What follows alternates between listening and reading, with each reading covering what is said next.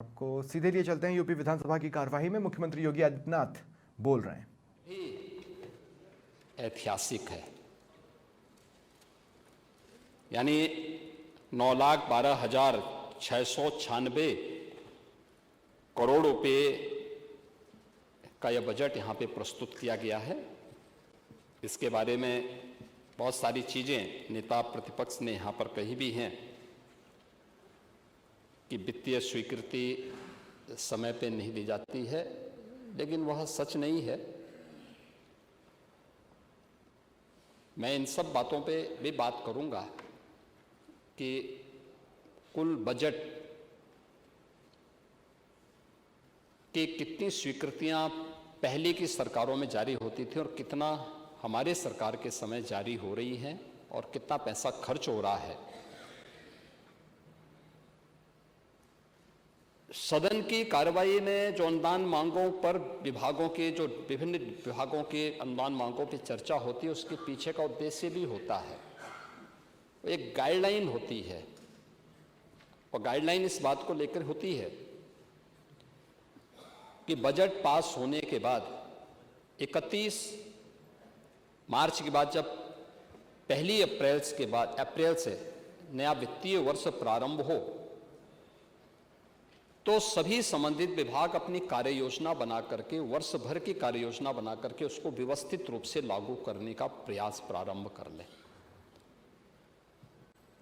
अगर पहले से कार्य योजना बनी होगी तो उसकी गाइडलाइन के ही अनुदान की मांगों पे चर्चा होती है कि अनुदान की मांगों को हमारा क्रम क्या होगा, किस किस मद में कितना पैसा जाना है और उस पैसे को खर्च करने की हमारी प्रक्रिया क्या होगी। उसके पीछे का उद्देश्य ये है और उस उद्देश्य की पूर्ति करने के लिए ही वहाँ पे सभी विभागों का नहीं, लेकिन कुछ विभागों का लिया गया। और मुझे प्रसन्नता है कि यहाँ पे कल मेरे 4 सहयोगियों ने अपने विभागों के अनुदान मांगों पर विस्तार से अपनी कार्य योजना को सदन के सामने प्रस्तुत किया और अन्य सभी विभाग उसी प्रकार की कार्य योजना को यहाँ पे प्रस्तुत करेंगे। ये महत्वपूर्ण है। आपने जो बातें यहाँ पर कही हैं, मैं देख करके आश्चर्य कर रहा था और मुझे लगता था कि नेता प्रतिपक्ष उम्र के हिसाब से आंकड़ों में घालमेल नहीं करेंगे। एक बार तो उन्होंने ऐसा प्रयास किया था कि कभी कभी संगत का प्रभाव होता है, तो मुझे लगा कि ऐसा लगता है कि चच्चों का प्रभाव भी आप पे आ गया है। और प्रभाव इस बात को आ गया जब आपने कहा कि राजकोषीय घाटा आपका जो है वह इतना ज़्यादा है, आप उत्तर प्रदेश पे उधार इतना ज़्यादा है। मुझे लगता है कि वह सच नहीं था। तो वित्त मंत्री जी ने तत्काल अपने प्रतिक्रिया वहाँ पर व्यक्त कर दी और उन्होंने इस बात को कहा कि नहीं, ऐसा नहीं है। देखिए, मैं आपके सामने प्रस्तुत करूँगा कि जो राजकोषीय घाटा है, जो कुल जीएसडीपी का हमारे पास कितना यानी हम कुल कितना घाटा हमारे पास है, उसके बारे में अगर आप देखेंगे तो 16-17 जब प्रदेश में समाजवादी पार्टी की सरकार थी तब इसका प्रतिशत था 4.39%। और आज के दिन पर 25-26 में, हम इस समय 25-26 में हैं, इस समय है यह 2.97% है ये, यानी उससे काफी कम है। इसका मतलब हमारा वित्तीय प्रबंधन बेहतर है और इस वित्तीय प्रबंधन के लिए ही आज देश भर के बैंकर्स यूपी पे विश्वास करते हैं। ऋणग्रस्तता की बात करते हैं तो आपके समय में जो ऋणग्रस्तता थी 16-17 में, ये लगभग 30% थी और आज यह 26% के आसपास है। हम इसको कम किए हैं और इस वित्तीय वर्ष के अंत तक हम लोगों ने 26-27 में, यानी 27 का जो वित्तीय वर्ष समाप्त होगा वहां तक हम उसको 23% तक पहुंचाने का 30% से कम करते हुए, यानी हमने लगातार उत्तर प्रदेश पे जो ऋण था उसको हम कम कर रहे हैं।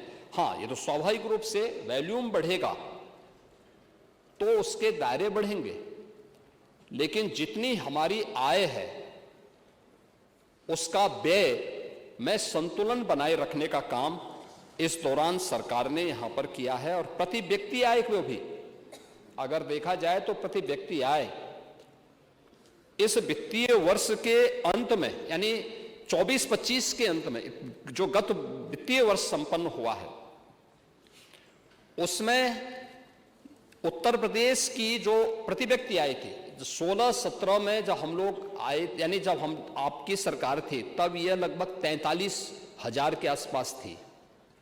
और जब हम लोग इस वित्तीय वर्ष के अंत में, यानी 31 मार्च तक जाएंगे, तो यह 1,20,000 क्रॉस कर चुकी होगी। क्या 43,000 में और 1,20,000 में कोई अंतर नहीं है? दूसरा, इस बात पे भी हमें ध्यान देना होगा कि समाजवादी पार्टी के समय में उत्तर प्रदेश क्या था। पंडित जी, आप तो पुराने समाजवादी हैं और मैंने इसीलिए कहा कि आप स्वस्थ रहें, क्योंकि आप समाजवादी आंदोलन के जो सबसे वरिष्ठ पिलर हैं और अंतिम वो पीढ़ी है जिसने समाजवादी आंदोलन के अनुसार जीवन जीने का प्रयास किया है, जो जेपी चाहते थे, जो लोहिया चाहते थे। हां, आपके पीछे शिवपाल जी जैसे कुछ लठैत भी थे जो उसके अनुसार जीने का प्रयास करते थे, लेकिन आप लोगों ने उसके अनुरूप संघर्ष किया। लेकिन आने वाली पीढ़ी ने प्रदेश का क्या हाल किया? क्या स्थिति थी उत्तर प्रदेश की? और हम इस बात को कहते हैं, पिछली बार भी जब उत्तर प्रदेश ने विकसित भारत, विकसित उत्तर प्रदेश के मुद्दे पे चर्चा की, और अध्यक्ष जी, मैं तो आपसे अनुरोध करूंगा कि अगर समय मिलता है तो हम लोगों को ये चर्चा करने वाला उत्तर प्रदेश देश का पहला राज्य है जिसने आदरणीय प्रधानमंत्री जी के विजन को प्रभावी ढंग से इस सदन के माध्यम से चर्चा के विकसित भारत के लक्ष्यों को प्राप्त करने की दिशा में हमारे क्या कर्तव्य होने चाहिए, क्या दायित्व होने चाहिए। भारत विकसित होगा तब जब राज्य विकसित होंगे, और राज्य विकसित तब होंगे जब जनपद विकसित होगा, और जनपद विकसित तब होगा जब गांव और नगर की इकाई हमारी विकसित होगी, आत्मनिर्भर होगी। और उस पर लगातार 27-28 घंटे तक इस सदन में चर्चा हुई। तब भी हम लोगों ने इस बात को कहा था।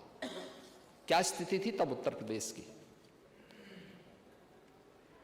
यानी 16-17 में उत्तर प्रदेश की जो स्थिति थी, उत्तर प्रदेश देश के अंदर सबसे, यानी बड़े राज्यों में अगर आप देखें तो बॉटम 3 राज्यों में आता था। जो सबसे नीचे के राज्यों में उत्तर प्रदेश की गिनती होती थी, और बीमारू राज्य उत्तर प्रदेश हो गया था। परसेप्शन खराब था, देश भर में आपको जाने का अवसर प्राप्त होता था तो लोग किस निगाह से देखते थे उत्तर प्रदेश को, आपसे ज्यादा कोई छुपा हुआ नहीं है। लेकिन इन 8, साढ़े 8, 9 वर्षों के दौरान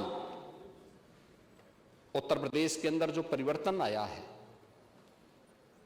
बॉटम 3 से टॉप 3 राज्यों में उत्तर प्रदेश को पहुंचाने का काम इसी डबल इंजन सरकार ने किया है। टॉप 3 राज्यों में 13 लाख करोड़ रुपए की उत्तर प्रदेश की जीएसडीपी को पहुंचा करके हम 36 लाख करोड़ तक पहुंचा रहे हैं, और हमने तय किया है कि 26-27 में इसको 40 लाख करोड़ तक पहुंचाएंगे।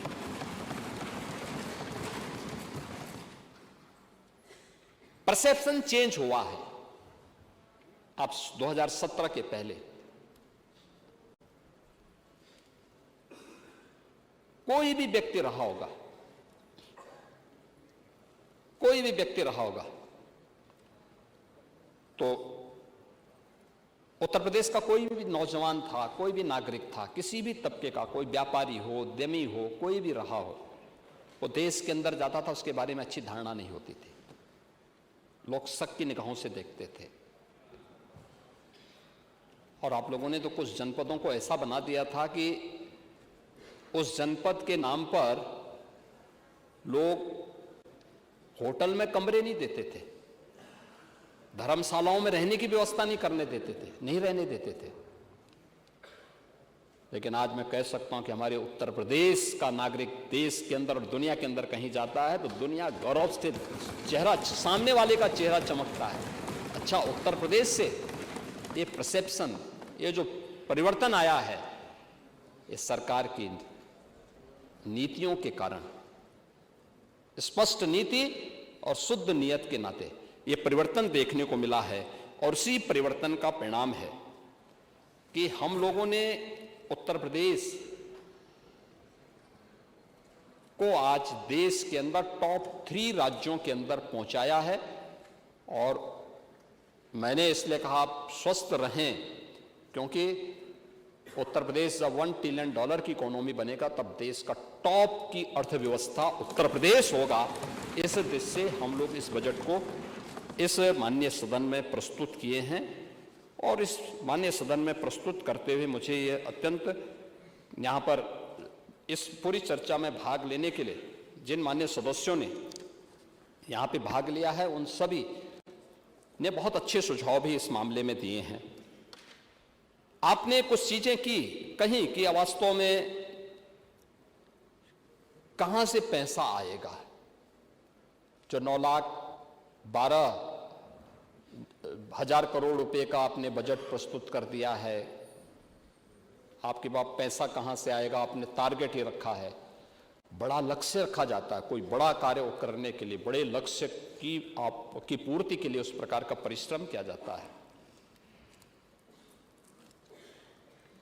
मुझे याद है हम लोगों को जब 2017 में किसानों के कर्ज को माफ करना था, लघु और सीमांत किसानों के, पैसा कहां से आएगा, ये चर्चा थी।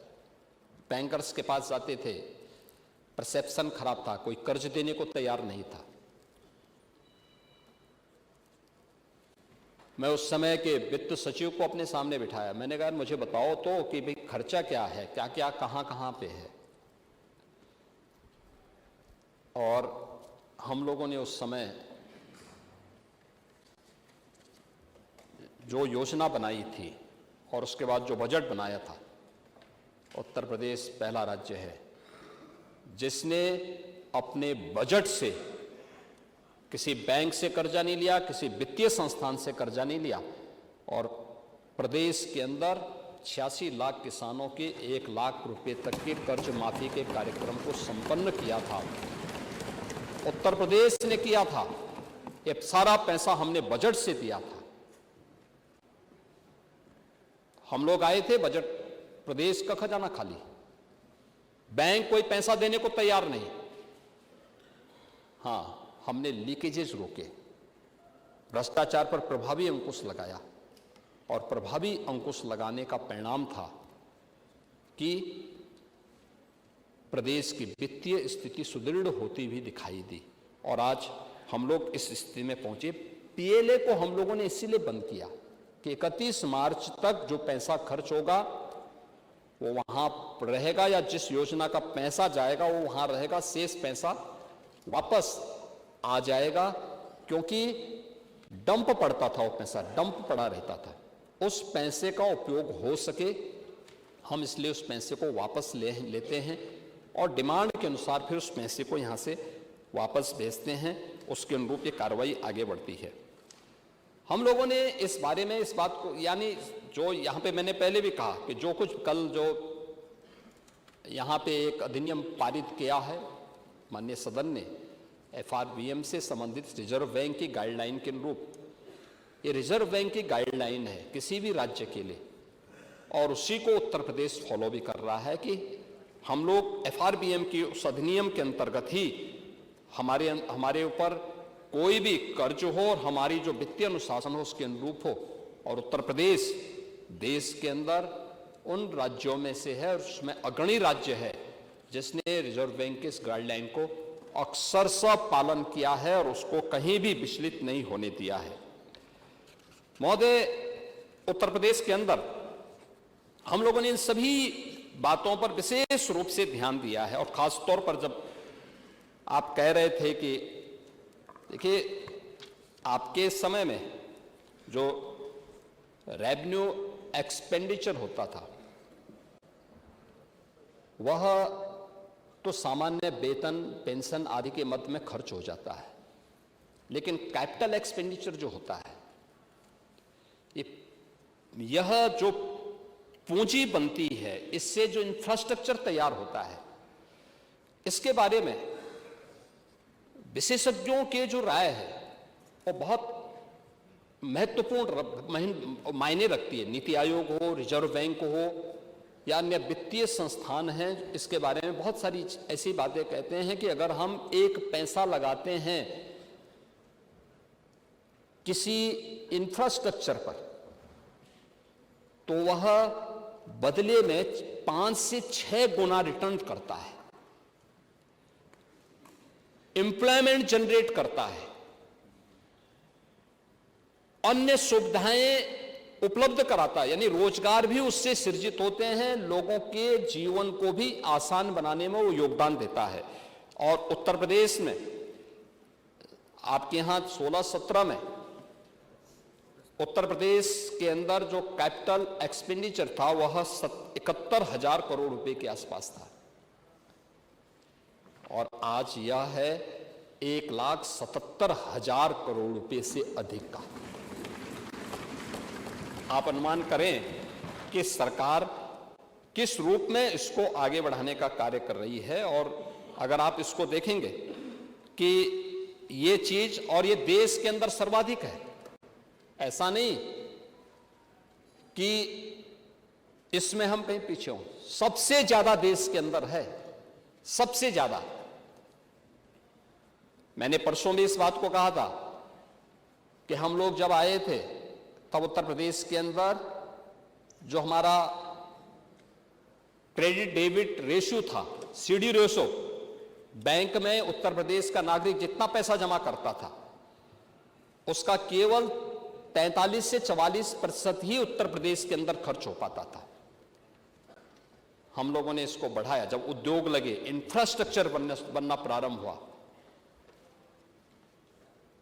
तो